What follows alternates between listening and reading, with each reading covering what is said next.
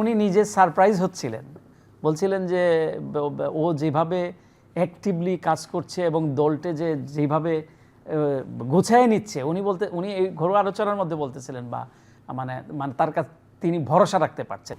আমার যেটা মনে হয়, যেমন প্রথমত হলো উনার তো শূন্যতা এটা পূরণ হবার নয়। বেগম খালেদা জিয়ার বিকল্প কেবলই বেগম খালেদা জিয়া, এবং তার যে নেতৃত্বের যে গুণাবলী, তার যে দলকে আগলে রাখার ব্যাপারে যে তার যে দক্ষতা, ইভেন নির্যাতনের মুখে, নিগৃহণের মুখে আপোষ না করার যে মনোভাব, এটা তো প্রশ্নাতীত। তিনি কেবলই তার বিকল্প। কিন্তু তিনি, আমার কাছে যেটা মনে হয়, তিনি তার দলের আমানতদারি সঠিক জায়গায় হস্তান্তর করেছেন, এবং এখন যিনি দলের প্রধানের দায়িত্বে আছেন, তিনি ধরেন হুট করে এমন না যে ম্যাডাম ইন্তেকাল করেছেন এবং একজন ওনার পরিবারের থেকে একজনের দায়িত্ব নিয়েছেন, বিষয়টা তা নয়।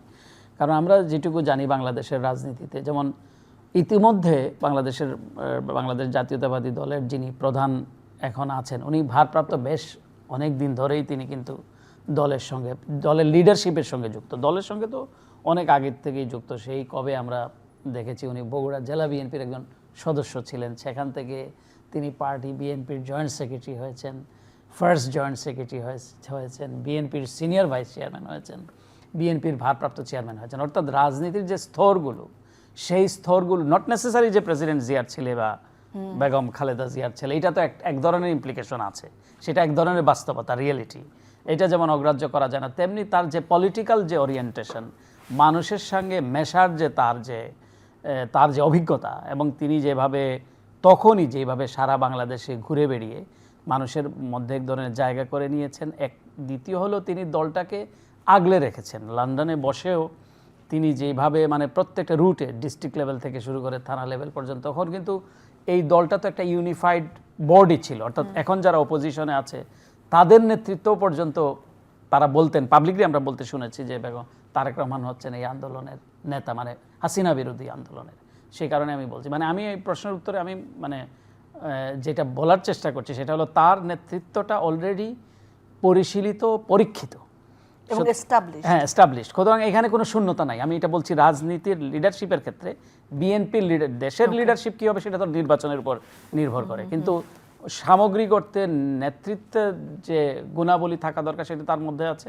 এবং বেগম খালেদা জিয়া যথার্থভাবেই, এবং আগেই তিনি ভারপ্রাপ্ত ডিক্লিয়ার করেছেন, তিনি যখন সুস্থ স্বাভাবিক ছিলেন, তিনি যখন কারাগারে ছিলেন, তখন তিনি বুঝতেন। এবং একটি আলোচনায় তখন উনি সুস্থ অবস্থায় লন্ডনে গিয়েছিলেন, আমিও তখন লন্ডনে ছিলাম, তো একটা ঘরোয়া আলোচনার মধ্যেই তিনি বলছিলেন যে, এবং তিনি এরকম আমার বলতে দ্বিধা নাই অন রেকর্ড, যেমন উনি নিজে সারপ্রাইজ হচ্ছিলেন, বলছিলেন যে ও যেভাবে অ্যাক্টিভলি কাজ করছে এবং দলটে যেভাবে গুছায় নিচ্ছে, উনি এই ঘরোয়া আলোচনার মধ্যে বলতেছিলেন বা তার কাছে তিনি ভরসা রাখতে পারছেন, এটা বলছেন যে সেটা তো দলের ব্যাপার। আমার প্রশ্নটা আসলে ছিল যে জনগণের কাছে কি এটা জনগণের বিষয়টা তো সবচেয়ে বড় প্রমাণ হলো তিনি যখন বাংলাদেশে আসলেন, আবাল বৃদ্ধ বনিতা তাকে যেভাবে গ্রহণ করলো, এবং তিনিও মানুষের মধ্যে তার একটা অ্যাকসেপ্টেবিলিটি তৈরি হয়েছে,